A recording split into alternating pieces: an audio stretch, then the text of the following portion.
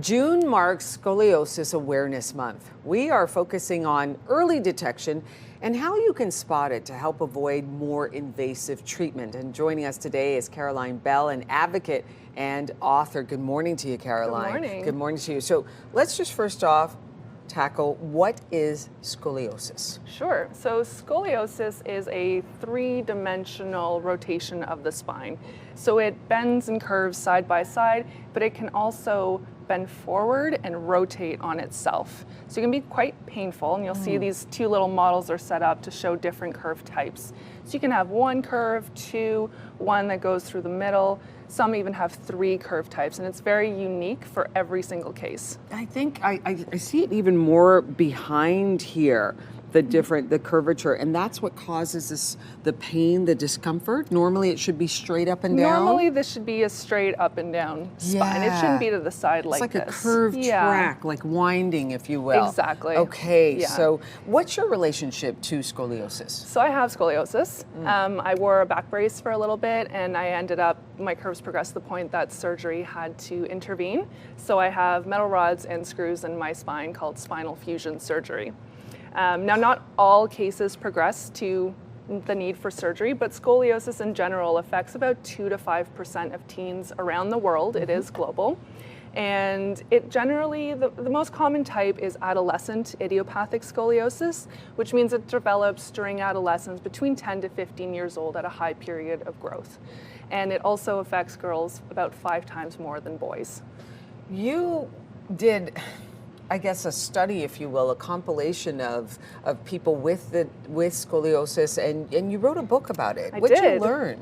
I learned so much. I learned that there's still so much to learn. So a couple years ago, I got really upset at how little information was still available out there for me as an adult with scoliosis and for new parents with children being diagnosed with scoliosis. So I set out to put together everything that we know to date, so this book can be handed to a new family and get rid of so much fear and unknown of scoliosis. Okay, so what are we looking at for in terms of early detection?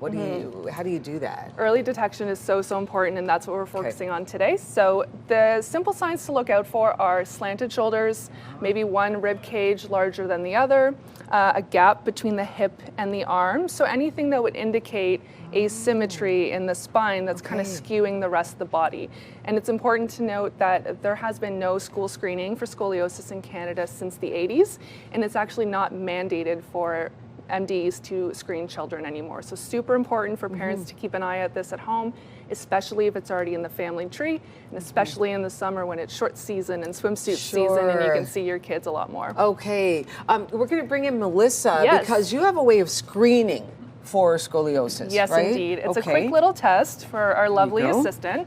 So just before we get into it, if you want to see this, it's called a scoliometer, and it's kind of like a level that you would have in your house. There's a little ball that moves in the middle. Okay. And this looks for rotation in the spine. So this does not diagnose for scoliosis, but it's another clue finder that there might be asymmetry. Okay. So Melissa, if you'd hands and feet together and just bend forward a little bit. There we go. So I'm going to run this right up Melissa's spine, and I'll just look for the little ball if it moves on either side. Yeah.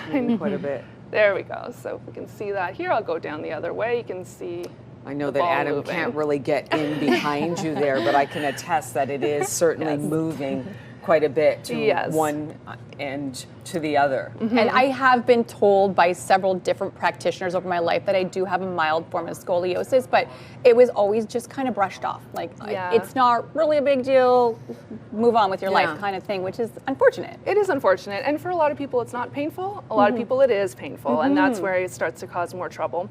So the rule of thumb is if you hit 5 degrees on either side, it's recommended that you go see a scoliosis specific physiotherapist that they can help out with some exercise, non-invasive treatment, maybe one of these braces like you see the examples on the table. So early diagnosis, super important. Early action, super important. Now, if it goes up to 7 or beyond, that's when it's really recommended go see a doctor, get an x-ray, and that is the only way to formally get a diagnosis of scoliosis. This does not diagnose, this clues you in. Just gives you that little indicator that there may be a need to see a doctor. Melissa, thank you very much for that. You're welcome. Yeah, and where can we get your book? My book is available at all your favorite distributors, so Amazon, Barnes & Noble, Chapters Indigo, online as well on the Google and Apple stores. Caroline Bell, author, Tangled in the Curves, Real Life with Scoliosis. Yes. Scoliosis, yes. And this is so important, great important information. Thank you for coming by. Really appreciate you doing that. Thank you so much.